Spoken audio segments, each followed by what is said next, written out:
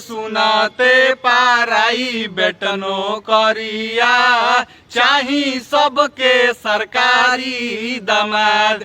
अरे नौकरी के भरती निकालिए मोदी चाचा ढेरे लइका बड़े बेरोजगार।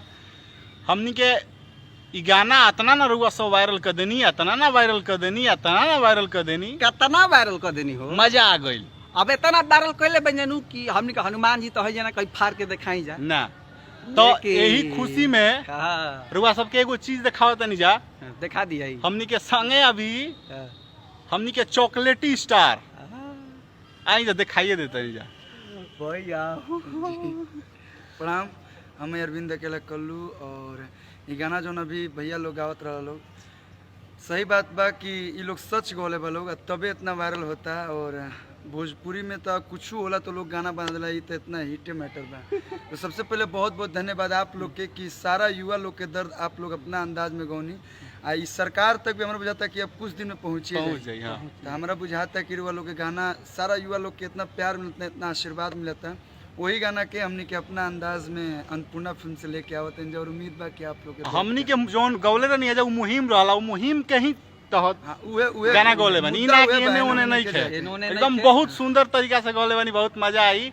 और बाबा देखी जा जैसे कहीं नहीं जा वायरल नू वैसे ही करे के बाद हम बाद में कोनो एक्सक्यूज सुनब ना तो नाराज हो जाएंगे। डेरियो मुल्क खाने से मानेंगे नहीं फिर। एगो बात एगो और बात जान लीजिए, बड़ा खुशी हुआ ना। देखिए हम बताते हैं कि बड़ी अश्लीलता लोग चिल्लाते थे लोग, तो देखिए कितना अच्छा लगा कि अश्लीलता से हम लोग हटा दिए हैं। अभी इतना सुंदर मुहिम चल गया है अभी कि मजा आ गया है। इतना तगड़ा सपोर्ट यहाँ के दिले बनी, दिल खुश हमेशा रही। जब जब आप लोग अच्छा मैटर गायब लोग, युवा के दर्द गायब लोग, तो एगो गायक की ये फर्ज होला, गायक होके चाहे नेता होके, कि जौन दर्द पब्लिक के बा जौन दर्शक के बा वो हमनी के अपना अंदाज से अपना हिसाब से गाई जा।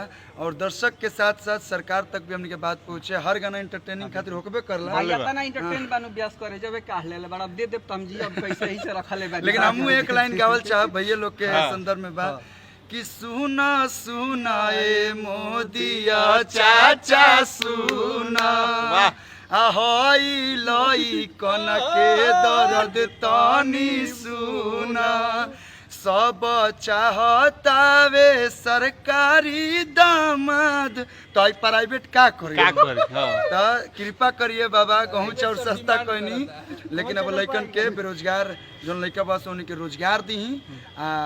ऐसे ही आप लोग प्यार आशीर्वाद है दोनों भाई लोग के MBS फिल्म के भी दी, एकदम गड़गड़ा के ऐसे प्यार दी कि एगो बक्सर जिला के शान रहे के। हमने के बक्सर जिला वाला ना है जा, बक्सर के हलो, लेकिन वो लोग के बिहार के आवाज में बन लो, यूपी झारखंड के आवाज में बन लो, पूरा भोजपुरी के आवाज बना लो।